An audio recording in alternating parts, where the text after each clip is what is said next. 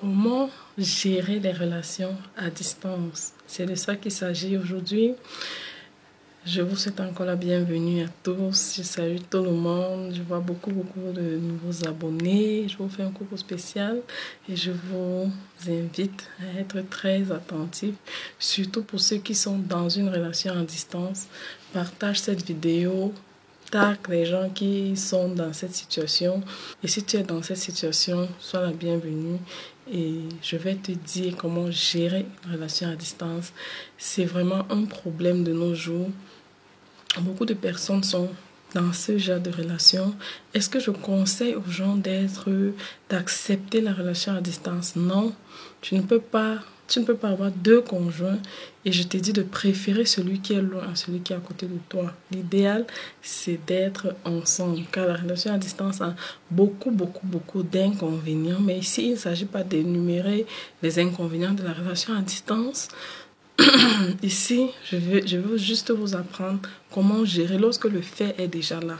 Lorsque tu es dans une relation et que plus tard, à cause du boulot, à cause de ceci, à cause, je sais pas trop, des études, et tu dois obligatoirement aller loin de ton conjoint. Comment faire pour gérer ce problème?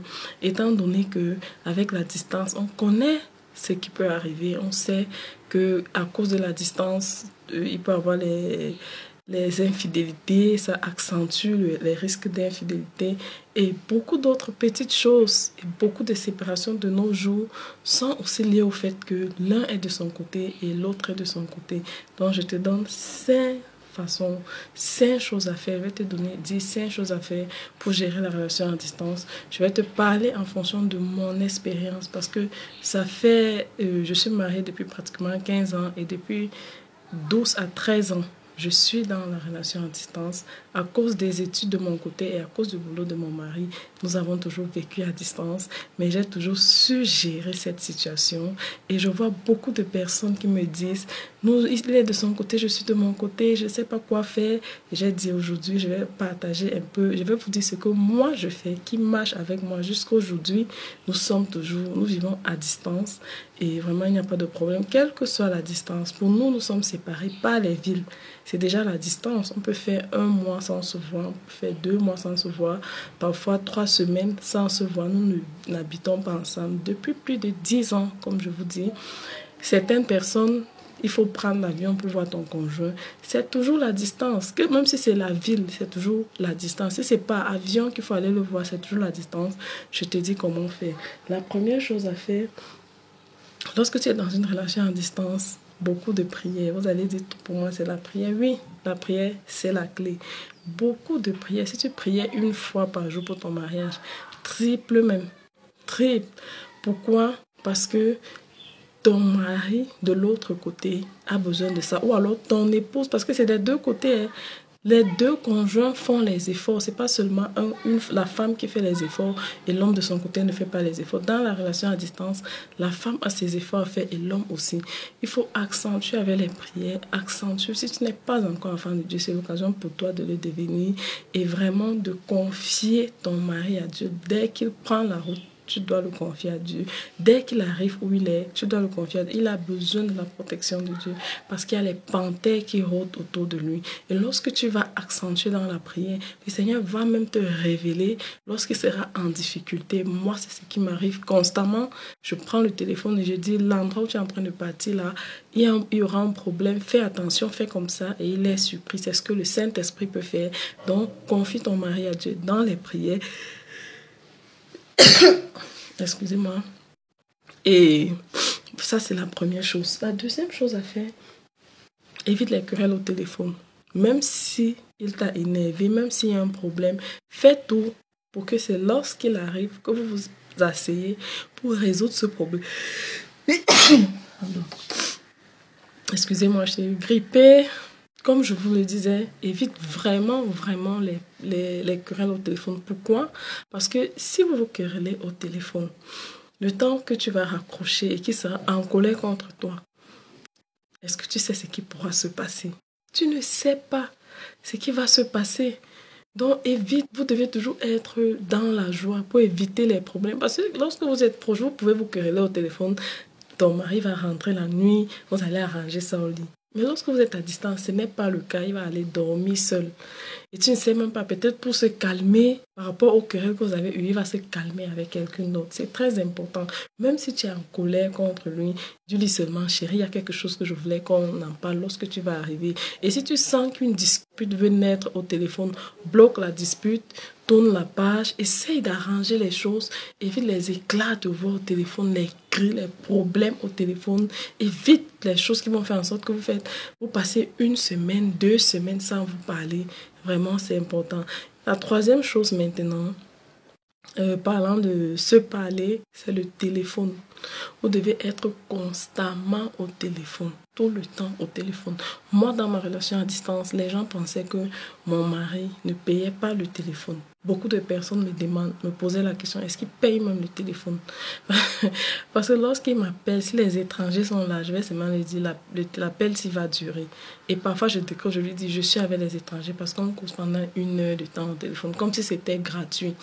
Donc, heureusement, aujourd'hui, avant même, il n'y avait pas toutes les options qu'il y avait aujourd'hui, mais il m'appelait pendant très longtemps et moi aussi, j'appelais. Donc, toi, la femme, ne sois pas aussi chiche avec le téléphone.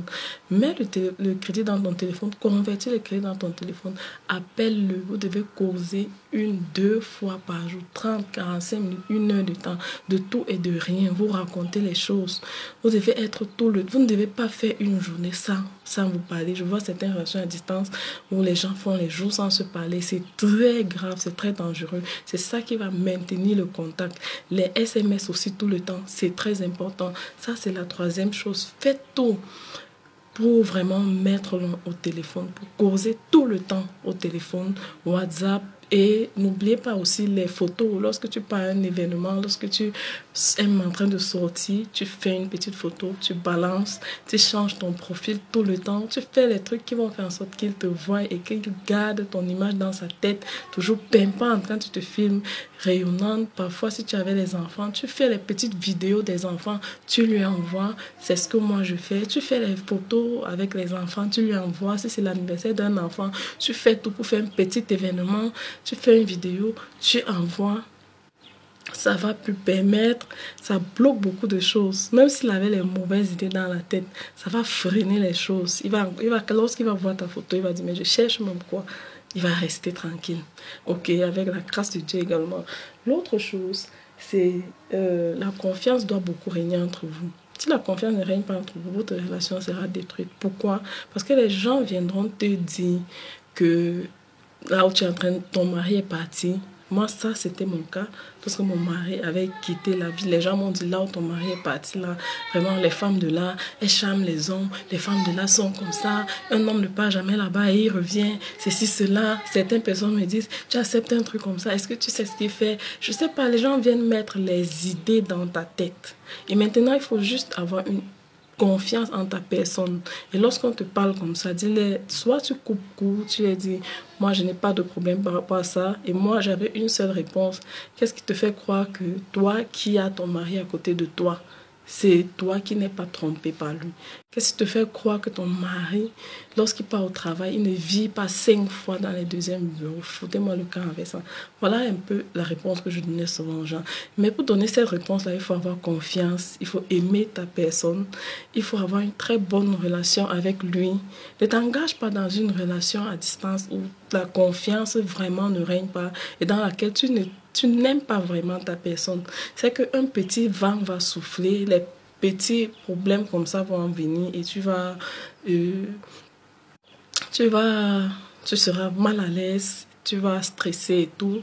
Parfois même, tu n'arrives pas à le joindre, tu peux l'appeler, son téléphone sonne, il ne décroche pas et tu commences à te faire les idées. Tout ça, c'est un manque de confiance. Alors que si tu as confiance en lui, tu vas penser que bon, peut-être il est en train de prendre son bain, peut-être il est au sport, peut-être le téléphone est dans la voiture, peut-être... Tu peux aussi penser comme ça, mais lorsque tu n'as pas confiance en ta personne, tu vas te dire, sûrement il avait une femme. Surtout les femmes. Sûrement, même les hommes. Même l'homme, lorsqu'il appelle, ça ne passe pas. Il va dire, peut-être elle est en train de me tromper. Alors que souvent, ce n'est pas ça. Donc, il faut une bonne dose de confiance. C'est pour ça que vous, les hommes, là, Ne faites pas en sorte que votre femme perde la confiance qu'elle a en vous par vos multiples infidélités qu'on connaît là.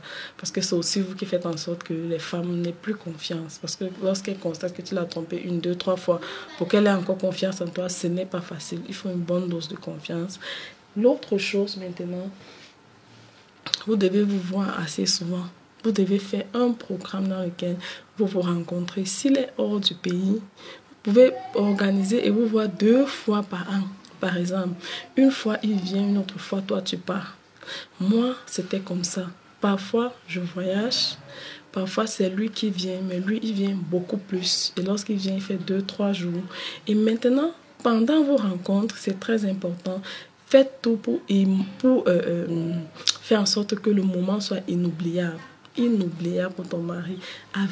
Tout avec rattrapage. Je ne vais pas entrer dans les détails. Tout avec rattrapage. De telle sorte que lorsqu'il part, ou bien lorsque vous vous séparez, que toi de ton côté, qu'il y a encore les restes de la relation qui va te permettre de rester, de tenir jusqu'au bout.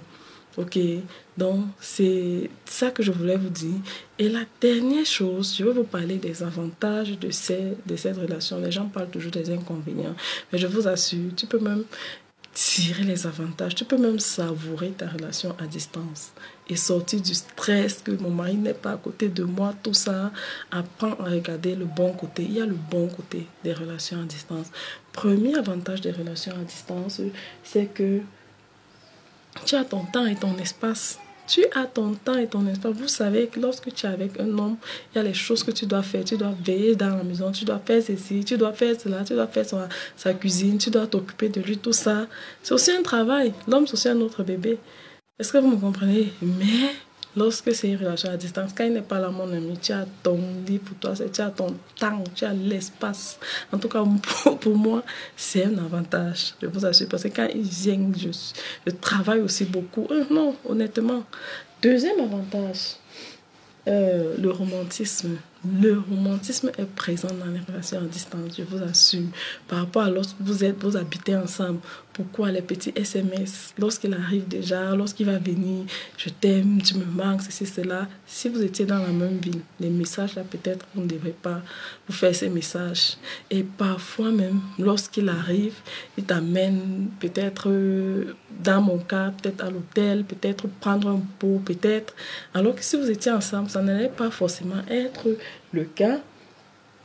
Et la troisième chose, après le romantisme, c'est que dans la relation à distance, quand vous vous voyez, c'est toujours comme si vous venez de vous rencontrer. Est-ce que vous me comprenez? Vous savez, lorsque tu es tout le temps avec une personne, parfois tu te fatigues aussi de cette personne.